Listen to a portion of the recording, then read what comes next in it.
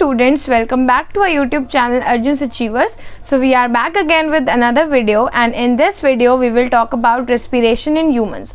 हमने अपने previous video में बात की थी न्यूट्रिशन इन ह्यूमंस के बारे में, और आज हम पढ़ेंगे रेस्पिरेशन के बारे में। तो वहाँ पर भी मैंने आपको 3 मोस्ट इंपॉर्टेंट चीज़ें बताई थी जिस पे हम लोग फोकस करने वाले हैं। First one is way of writing, second one is detail explanation and third one is easy learning. तो आप इस वीडियो को पूरा ज़रूर देखें, और अगर आपने चैनल को सब्सक्राइब नहीं किया है तो चैनल को सब्सक्राइब करें। So without wasting further time, let's get started with the video. तो सबसे पहले हम लोग देखेंगे कि रेस्पिरेशन क्या होता है।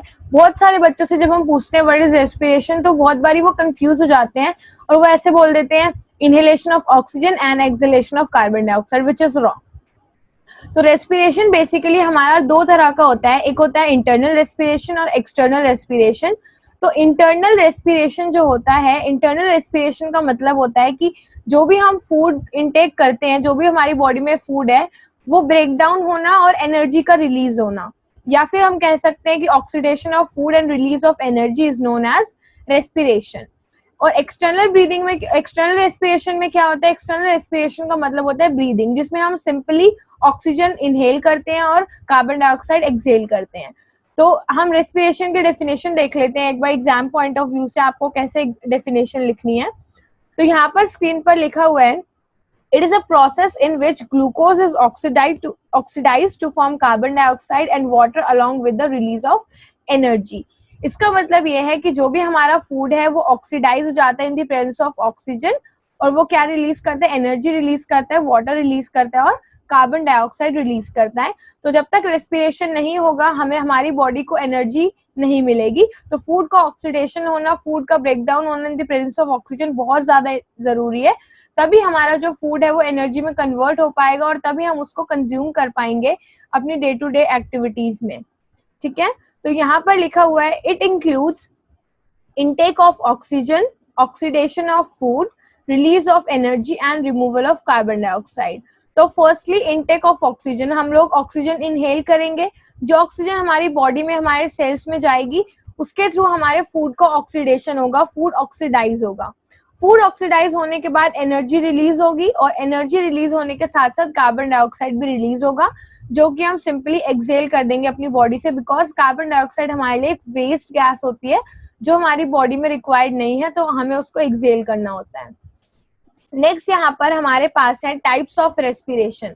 तो हमारे पास 2 तरह के रेस्पिरेशन होते हैं, एक होता है एरोबिक रेस्पिरेशन एंड दूसरा होता है एनारोबिक रेस्पिरेशन। एरोबिक से जैसा कि नाम में ही पता चल रहा है, एयर, एयर मींस वहां पर ऑक्सीजन प्रेजेंट होगी। तो ऐसा रेस्पिरेशन जो ऑक्सीजन की प्रेजेंस में होती है, या फिर हम कह सकते हैं कि सफिशिएंट ऑक्सीजन जब प्रेजेंट होती है फूड के ऑक्सीडेशन के लिए, तो वो एरोबिक रेस्पिरेशन होता है।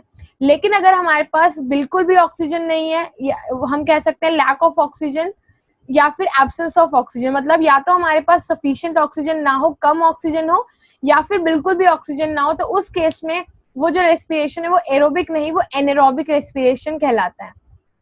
तो यहाँ पर हम पॉइंट वाइज एरोबिक रेस्पिरेशन को देखते हैं। फर्स्ट पॉइंट में लिखा है it takes place in the presence of oxygen, मतलब जहां पर भी सफिशिएंट ऑक्सीजन प्रेजेंट होगी वहां पर जो रेस्पिरेशन होगा वो होगा aerobic respiration. Second one is complete oxidation of food takes place. तो यहाँ पर फूड का कंप्लीट ऑक्सीडेशन होगा, क्योंकि हमारे पास सफिशिएंट ऑक्सीजन है तो हमारा फूड कंप्लीटली ऑक्सीडाइज होगा और कंप्लीट ऑक्सीडेशन फूड का हो जाएगा।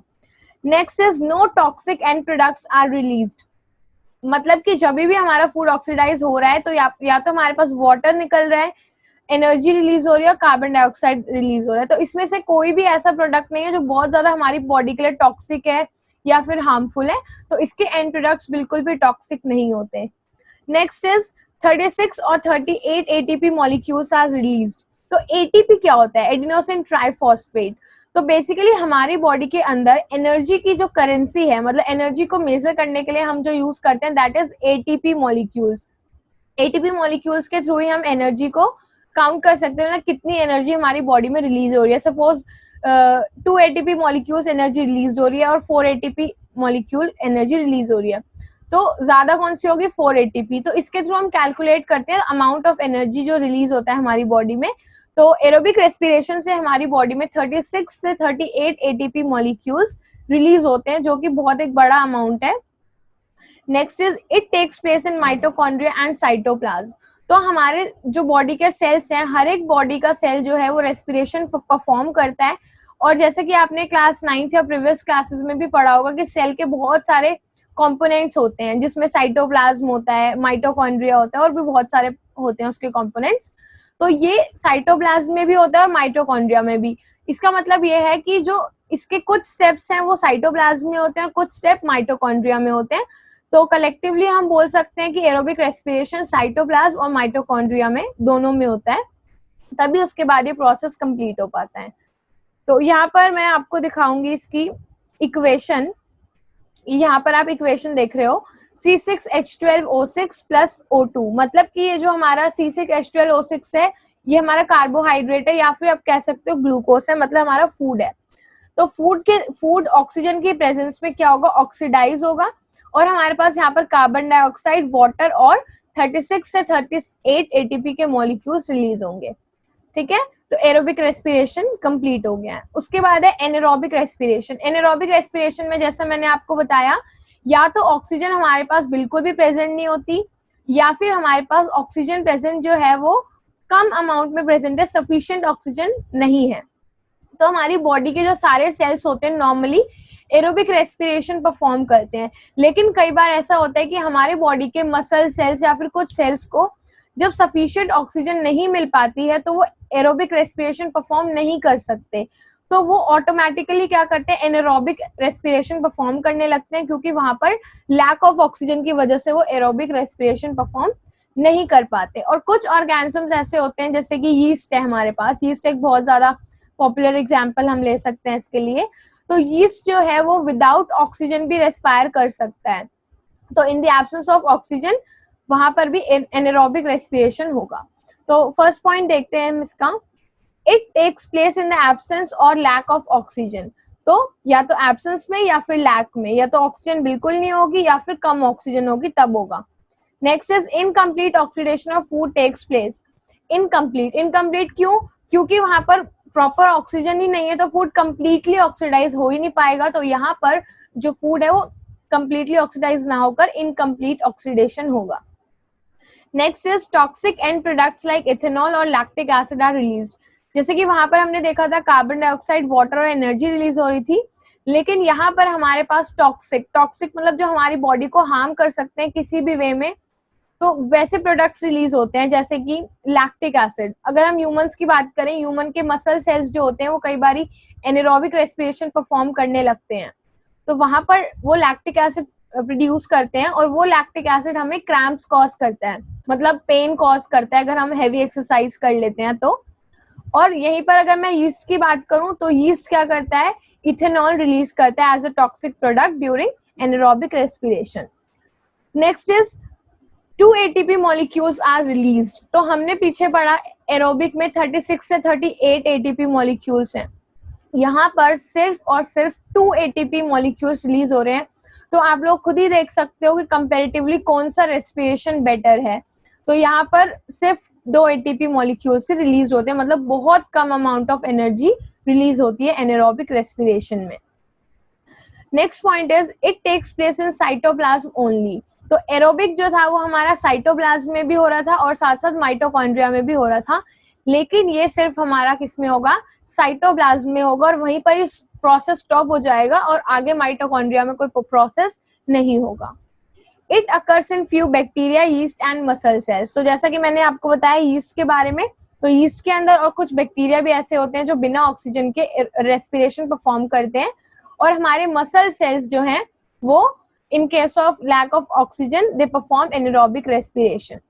यहाँ पर भी इक्वेशन लिखी हुई है C6H12O6, क्योंकि यहाँ पर हमारे पास क्या है, ऑक्सीजन नहीं है, विदाउट ऑक्सीजन मैं बता रही हूँ, यीस्ट वाला एग्जाम्पल है ये। तो यहाँ पर सिर्फ फूड होगा और उसके बाद वो ब्रेक डाउन हो जाएगा इथेनॉल में। ये जो यहाँ पर तुम्हें प्रोडक्ट दिख रहा है C2H5OH, that is ethanol, then carbon dioxide और एनर्जी रिलीज होगी। तो ये टॉक्सिक प्रोडक्ट है हमारे पास और एनर्जी निकलेगी बहुत ही कंपैरेटिवली, बहुत ही कम अमाउंट ऑफ एनर्जी रिलीज होती है हमारे यहाँ पर। उसके बाद है जो ये मतलब रेस्पिरेशन होता है काफी स्टेप, बहुत ज्यादा स्टेप्स होते हैं इसके अंदर। तो इसके जो प्रॉपर स्टेप्स हैं आपको हायर क्लासेस में 11th स्टैंडर्ड में उसके बाद पढ़ने को मिलते हैं, लेकिन यहाँ पर हम जस्ट उसकी स्टार्टिंग थोड़ी सी डिस्कस कर लेते हैं ताकि आपको थोड़ा बहुत आइडिया हो जाए।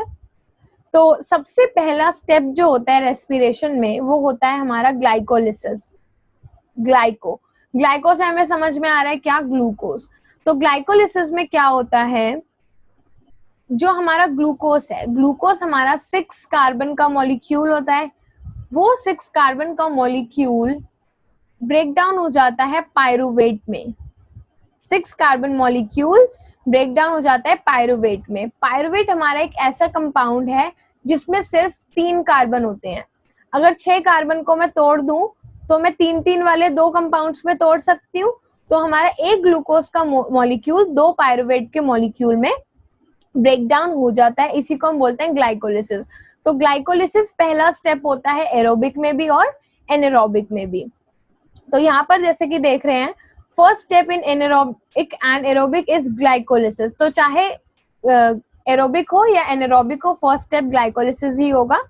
Next point is process of conversion of 6 carbon molecule into 2 molecules of pyruvate। मतलब the process of conversion of glucose into 2 molecules of pyruvate। मतलब यहाँ पर जो ये हमारा ग्लूकोज है ये किस में टूट जाएगा, पायरुवेट में टूट जाएगा, पायरुवेट के 2 मॉलिक्यूल्स में टूट जाएगा। इसी को ग्लाइकोलिसिस बोलेंगे। और ग्लाइकोलिसिस का जो प्रोसेस है हमारा किसमें होता है, साइटोप्लाज्म में होता है, ठीक है। और 2 एटीपी मॉलिक्यूल रिलीज होते हैं। तो इससे आप लोग एक चीज नोटिस कर पा रहे हो कि जो एनारोबिक रेस्पिरेशन होता है उसमें भी सिर्फ 2 एटीपी मॉलिक्यूल रिलीज होते हैं और वो भी सिर्फ साइटोप्लाज्म के अंदर होता है। तो यहाँ पर 2 एटीपी मॉलिक्यूल भी रिलीज हो चुके हैं और साइटोप्लाज्म में भी हो चुका है। तो इसका मतलब एनारोबिक रेस्पिरेशन में सिर्फ ये वाला स्टेप होता है जो दोनों के अंदर कॉमन है। ये वाला स्टेप हो गया दोनों में, ठीक है।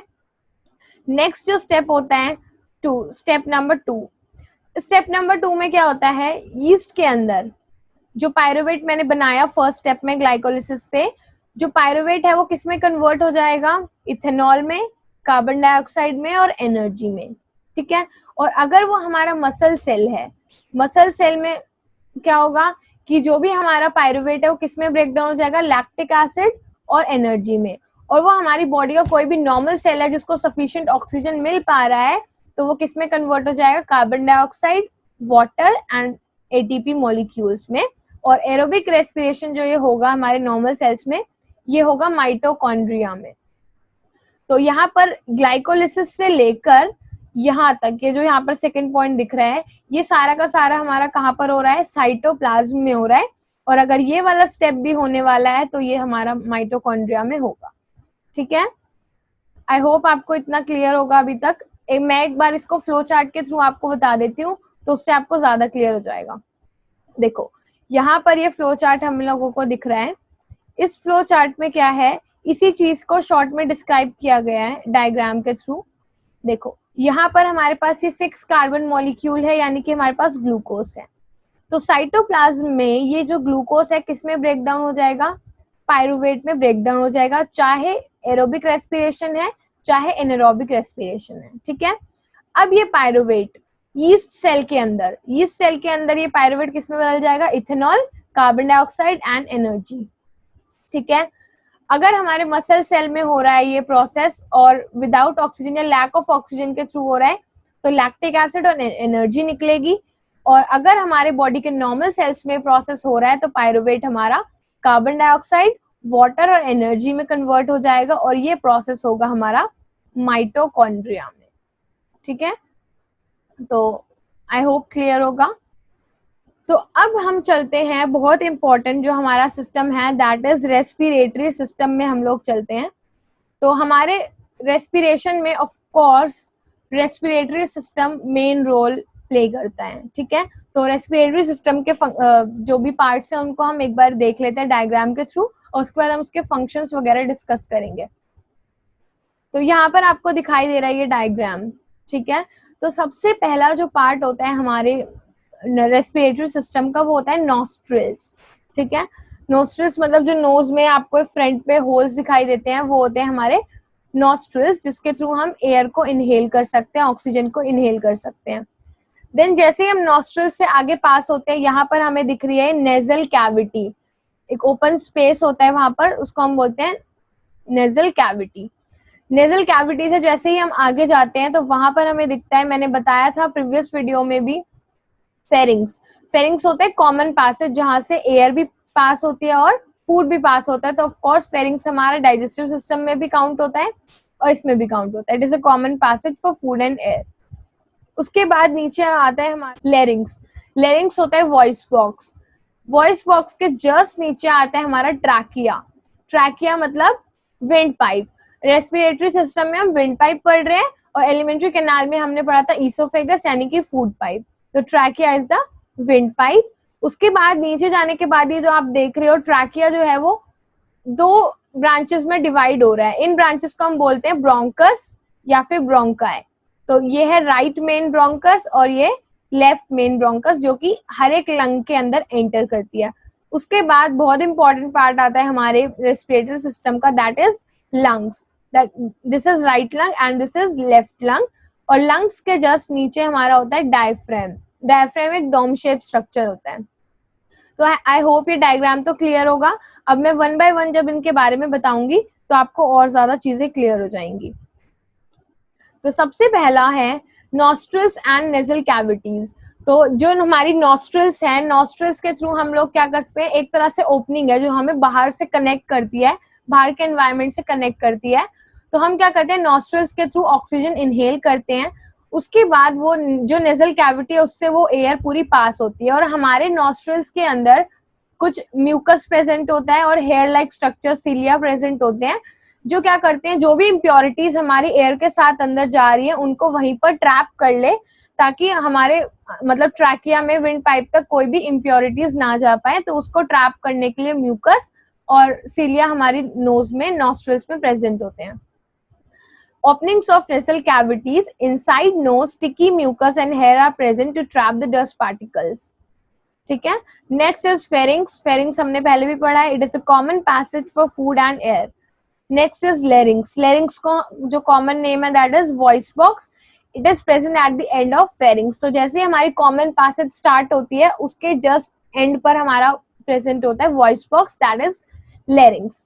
लेरिंग्स के जस्ट नीचे होता है हमारा ट्रैकिया। ट्रैकिया होता है एक ट्यूब लाइक स्ट्रक्चर होता है, उसके ऊपर सी शेप्ड रिंग्स प्रेजेंट होती हैं और वो हमारी जो एयर है उसको लंग्स तक पहुंचाता है।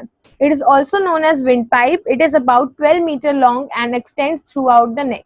तो 12 मीटर लॉन्ग होता है और यहाँ से स्टार्ट होके हमारे लंग्स के वहां तक जाता है, थोरेसिक कैविटी तक।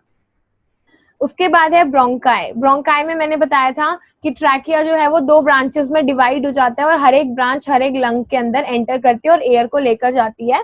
तो branches from trachea into each lung that supply air to the lungs.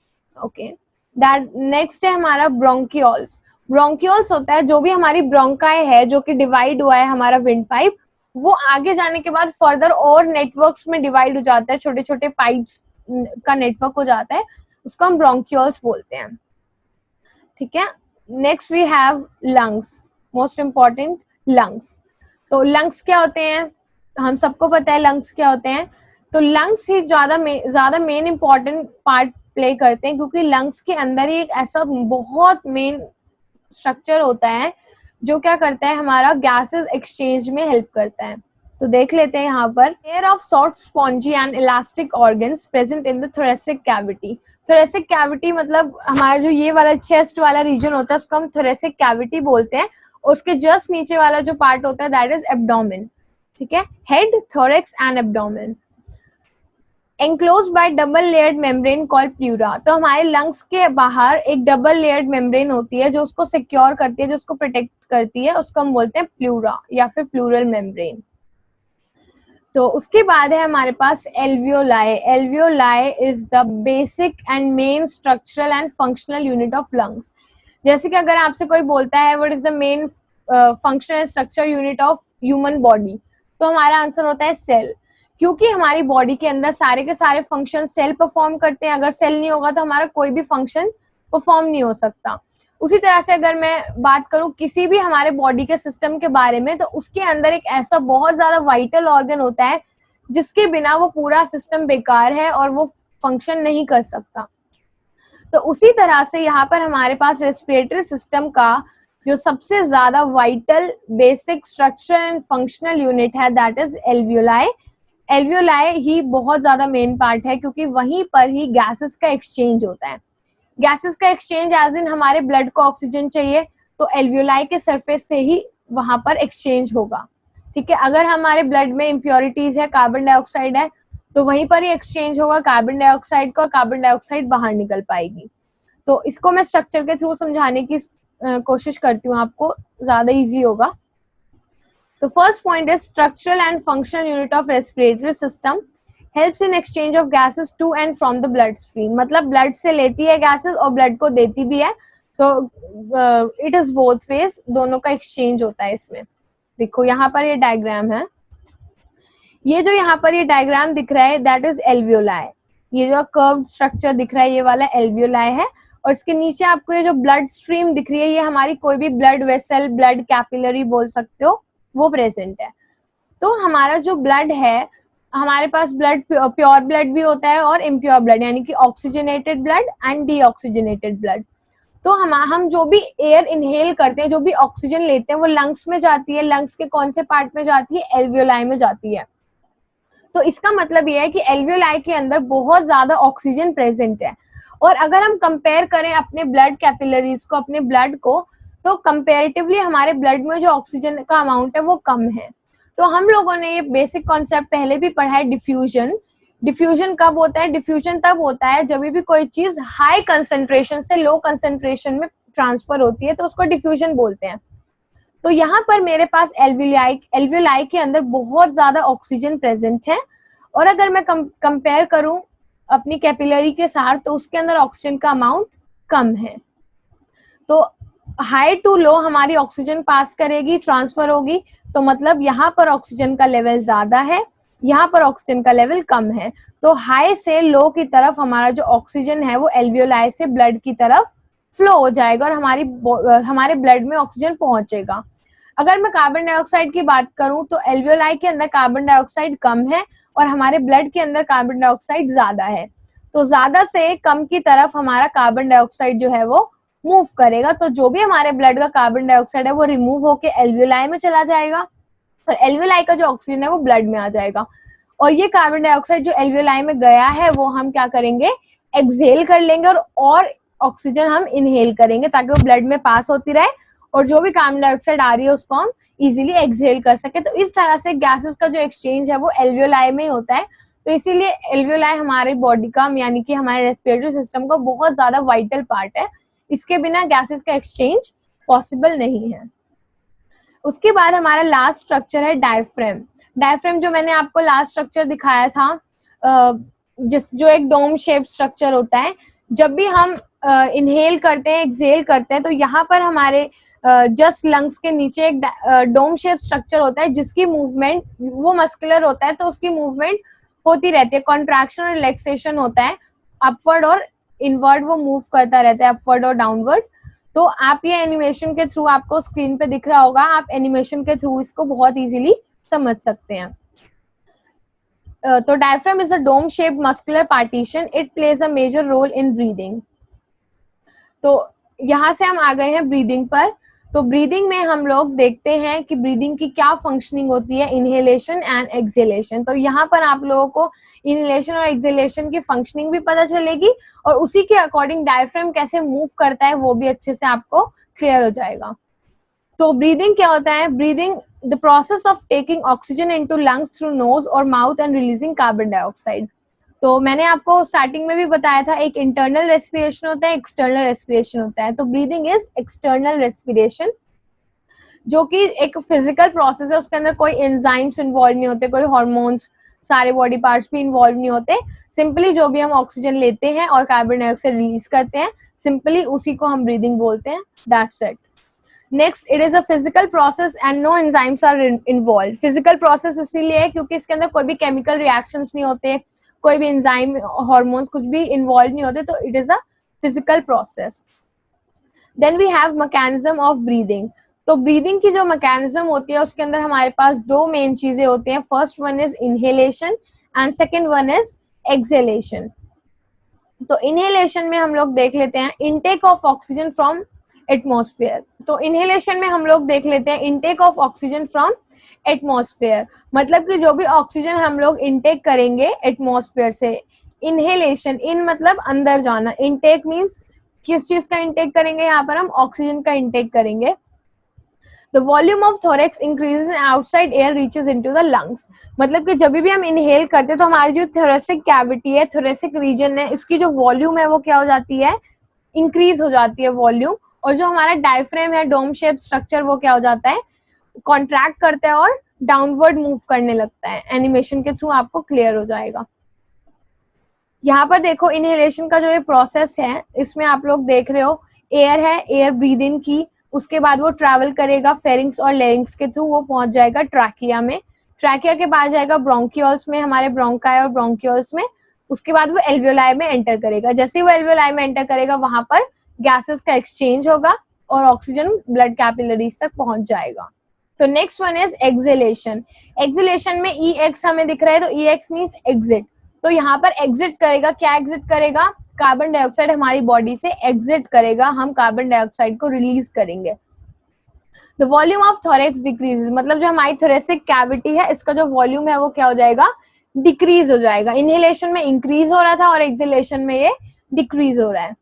Diaphragm relaxes and moves upward, तो हमारा जो डायफ्राम है वो रिलैक्स हो जाएगा और जो हमारा डायफ्राम है वो अपवर्ड मूव करेगा। ठीक है, एक नॉर्मल एडल्ट पर्सन का जो एवरेज ब्रीदिंग रेट होता है दैट इज 12 to 14 टाइम्स पर मिनट। एक मिनट में हम 12 से 14 टाइम्स क्या करते हैं, एक्सहेल इनहेल करते हैं, ब्रीद करते हैं। तो it is average breathing rate in healthy adult human. तो ये हमारा इसी के साथ साथ जो ह्यूमंस के अंदर रेस्पिरेशन है हमारा वो कंप्लीट हो गया है। एक बार मैं इस पूरे को समराइज करा देती हूँ, उसके बाद हम थोड़ा सा छोटा सा टॉपिक है रेस्पिरेशन इन प्लांट्स, वो भी डिस्कस कर लेंगे। तो सबसे पहले हमने पढ़ा कि रेस्पिरेटरी सिस्टम क्या क्या होता है, वो भी पढ़ा हमने, और हमने उससे भी पहले क्या पढ़ा, रेस्पिरेशन पढ़ा। तो रेस्पिरेशन में मैंने आपको बताया कि दो तरह के रेस्पिरेशन होते हैं, इंटरनल एंड एक्सटर्नल। तो सबसे पहले हमने इंटरनल के बारे में पढ़ा, जिसमें हमने पढ़ा कि हमारा फूड ऑक्सीडाइज होता है और एनर्जी रिलीज करता है, एनर्जी में कन्वर्ट होता है। फिर हमने उसके दो टाइप्स पढ़े, एरोबिक एंड एनारोबिक। एरोबिक वो होता है जो कंप्लीट ऑक्सीजन की प्रेजेंस में होता है, और एनारोबिक में ऑक्सीजन थोड़ी कम होती है या फिर बिल्कुल भी ऑक्सीजन नहीं होती। एरोबिक में हमें बहुत ज्यादा अमाउंट ऑफ एनर्जी मिलती है, एनारोबिक में बहुत कम एनर्जी मिलती है। एरोबिक में टॉक्सिक प्रोडक्ट्स रिलीज होते हैं, एरोबिक में टॉक्सिक प्रोडक्ट्स रिलीज नहीं होते हैं। एरोबिक जो होता है हमारा साइटोप्लाज्म और माइटोकॉन्ड्रिया दोनों में होता है, और एनारोबिक जो होता है वो हमारा सिर्फ साइटोप्लाज्म में होता है। एरोबिक हमारे नॉर्मल बॉडी सेल्स में होता है, और एनारोबिक यीस्ट में या फिर कभी कभी हमारे मसल सेल्स में भी हो जाता है। और एनारोबिक में क्या होता है, हमारे कुछ टॉक्सिक प्रोडक्ट्स रिलीज होते हैं जैसे कि लैक्टिक एसिड और इथेनॉल, और वो लैक्टिक एसिड कई बार हमें क्या करता है, पेन कॉज करता है, क्रैम्प्स कॉज करता है। उसके बाद हमने पढ़ा ग्लाइकोलिसिस। तो ग्लाइकोलिसिस में जो ग्लूकोज है वो पायरुवेट में ब्रेक डाउन होता है, और पायरुवेट से वो कार्बन डाइऑक्साइड, एनर्जी और वाटर में कन्वर्ट होता है। अगर हम यीस्ट की बात करें तो वही पायरुवेट इथेनॉल में, कार्बन डाइऑक्साइड और एनर्जी में कन्वर्ट होता है, और अगर हम मसल सेल्स की बात करें तो वो लैक्टिक एसिड और एनर्जी में कन्वर्ट हो जाता है। उसके बाद हम लोगों ने पढ़ा ब्रीदिंग के बारे में, यानी कि एक्सटर्नल रेस्पिरेशन के बारे में। एक्सटर्नल रेस्पिरेशन ने हमें ब्रीदिंग पढ़ा, इनहेलेशन एंड एक्सहेलेशन, जिसमें हम ऑक्सीजन का इनटेक करते हैं और कार्बन डाइऑक्साइड को एक्सहेल करते हैं। सिंपली उसमें हमने डायफ्राम की मूवमेंट्स पढ़ी कि उसमें वॉल्यूम जो होती है हमारी थोरेक्स की इंक्रीज हो जाती है और डिक्रीज हो जाती है। और उससे भी ज्यादा बहुत इंपॉर्टेंट चीज जो हमने पढ़ी दैट इज एल्वियोलाई का फंक्शन। हमारे पूरे रेस्पिरेटरी सिस्टम में जो एल्वियोलाई होता है वो सबसे ज्यादा मेन रोल प्ले करता है, क्योंकि वहीं पर गैसेस का एक्सचेंज होता है। तो अब तक हमने ये सब पढ़ा है। तो आगे मैं एक बार आपको छोटे से टॉपिक में ये भी बता देती हूँ कि रेस्पिरेशन जो है वो प्लांट्स के अंदर कैसे होता है। ऑफ कोर्स प्लांट्स की बॉडी में भी सेल होते हैं, plants are made up of cells, तो उनकी बॉडी में भी रेस्पिरेशन होता है, उनकी बॉडी में भी ग्रोथ होती है। तो उनको भी क्या होता है, फूड ऑक्सीडाइज करने की जरूरत होती है, वो भी ऑक्सीजन लेते हैं और कार्बन डाइऑक्साइड रिलीज करते हैं। तो आइए देख लेते हैं हम लोग। इसका फर्स्ट पॉइंट है oxygen is taken in and carbon dioxide is given out in respiration. Of course ये हमें पता है कि ऑक्सीजन लेते हैं और कार्बन डाइऑक्साइड रिलीज करते हैं। तो प्लांट्स के अलग अलग पार्ट्स होते हैं, जैसे कि रूट्स हो गया, स्टेम हो गया एंड लीव्स हो गई। तो तीनों का जो रेस्पायर करने का जो प्रोसेस है या जो भी स्ट्रक्चर्स है वो डिफरेंट है। सबसे पहले अगर मैं रूट्स की बात करूं तो जो भी ऑक्सीजन हमारी है वो क्या होगा, डिफ्यूज हो जाएगी सॉइल के अंदर और सॉइल के थ्रू हमारी जो रूट हेयर्स हैं उस ऑक्सीजन को लेंगे और रूट हेयर्स के थ्रू वो बाकी के ऑर्गन्स में सप्लाई होगा ऑक्सीजन। तो यहाँ पर मेनली रूट्स किसके थ्रू लेती हैं, रूट हेयर्स के थ्रू ऑक्सीजन को ऑब्जॉर्ब करती हैं, उसके बाद वो बाकी के पार्ट्स में उसको सर्कुलेट करता है। Then we have leaves. Leaves में हम लोग डिस्कस कर चुके हैं स्टोमेटा के बारे में कि लीव्स में छोटी छोटी ओपनिंग्स होती हैं, छोटे छोटे माइक्रोस्कोपिक स्पोर्स होते हैं जो क्या करते हैं, गैसेस के एक्सचेंज में हेल्प करते हैं, तो उसके थ्रू वो ऑक्सीजन लेता है और कार्बन डाइऑक्साइड रिलीज करता है। Then we have stem. Stem में क्या होता है, लेंटिसेल्स होते हैं, छोटे छोटे पोर्स हमारे जो है वो स्टेम में भी प्रेजेंट होते हैं। तो स्टेम में लेंटिसेल्स जो होते हैं वो ऑक्सीजन लेते हैं और कार्बन डाइऑक्साइड रिलीज करते हैं। तो ऑल इन ऑल हमारे पास प्लांट्स में 3 चीजें हो गई। सबसे पहला रूट हेयर्स हो गया जो रूट में हेल्प करेगा लेने में ऑक्सीजन। सेकेंड हमारे पास टोमेटो हो गया जो लीव्स को रेस्पायर करने में हेल्प करेगा। और लास्टली हमारे पास हो गया स्टेम जिसके अंदर लेंटिसेल्स होते हैं जो कि एक्सेल और इनहेल में हेल्प करते हैं। यहाँ पर मैं लेंटिसेल्स का आपको स्ट्रक्चर दिखाती हूँ। तो ये लेंटिसेल्स आप स्क्रीन पर देख पा रहे होगे, ये स्टेम के अंदर जो छोटे छोटे पोर्स टाइप के आपको दिखाई दे रहे हैं ये लेंटिसेल्स हैं और यही हमारे हमारे नहीं, प्लांट्स के इनहेलेशन और एक्सेलेशन में हेल्प करते हैं। इसी के थ्रू वो कार्बन डाइऑक्साइड रिलीज करते हैं और ऑक्सीजन इनहेल करते हैं। तो ये हो गया हमारा respiration in humans and respiration in plants. तो इसी के साथ हमारा जो रेस्पिरेशन का टॉपिक है वो कंप्लीट होता है और नेक्स्ट वीडियो में हम लोग इसके आगे का लाइफ प्रोसेस पढ़ेंगे, that is circulatory system. I hope आपके लिए वीडियो हेल्पफुल रहा होगा और इसी चैप्टर के पार्ट 4 को देखने के लिए आप चैनल को सब्सक्राइब करें और बेल आइकन को हिट करें ताकि आप किसी भी नोटिफिकेशंस को मिस ना करें। So I will see you in the next video. Thank you for watching.